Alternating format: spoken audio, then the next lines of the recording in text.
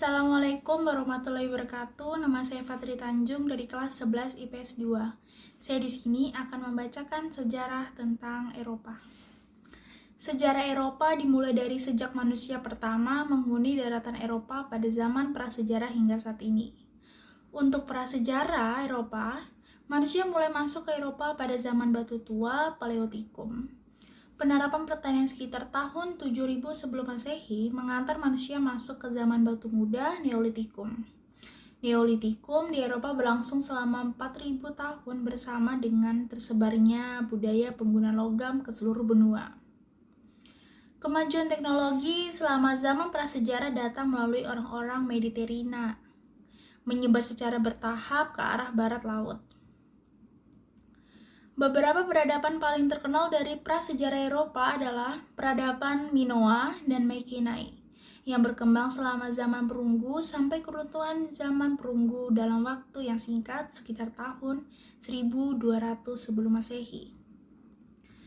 Periode dalam sejarah Eropa yang dikenal sebagai era klasik dimulai dengan munculnya negara kota Yunani kuno.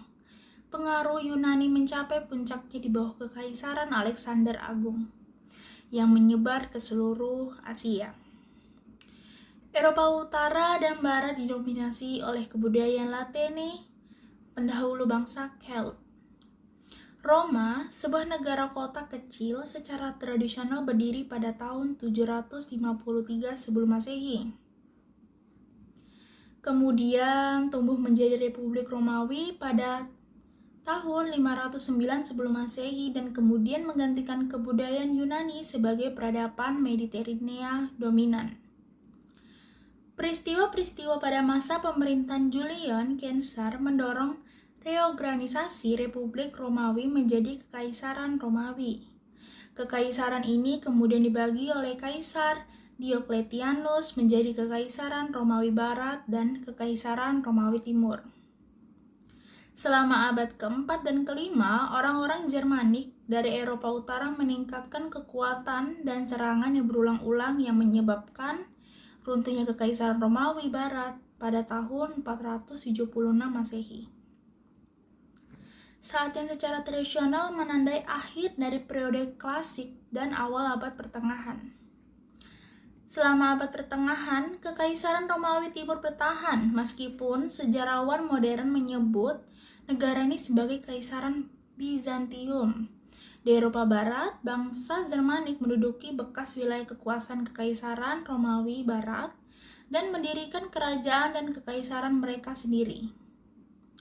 Dari semua bangsa Jermanik, suku Frank naik ke posisi hegemoni atas Eropa Barat.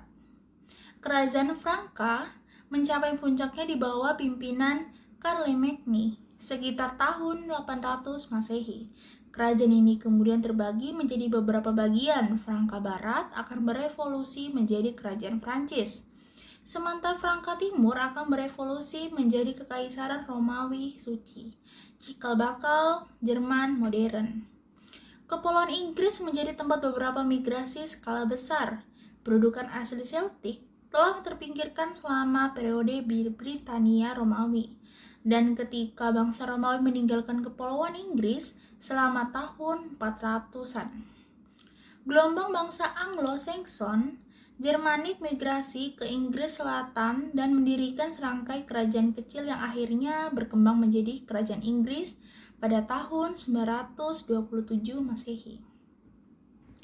Peradaban Yunani Romawi menghiasi zaman permulaan Eropa, dimulai dari Yunani kuno yang biasanya dianggap sebagai dasar dari peradaban Barat dan pengaruh dalam bahasa, politik, sistem pendidikan, filsafat, ilmu pengetahuan, dan seni. Nilai-nilai tersebut diteruskan oleh Republik Roma yang berpusat di Laut Tengah, hingga Kekaisaran Romawi mencapai puncak kejayaannya sekitar tahun 150. Sekian dari saya. Wassalamualaikum warahmatullahi wabarakatuh.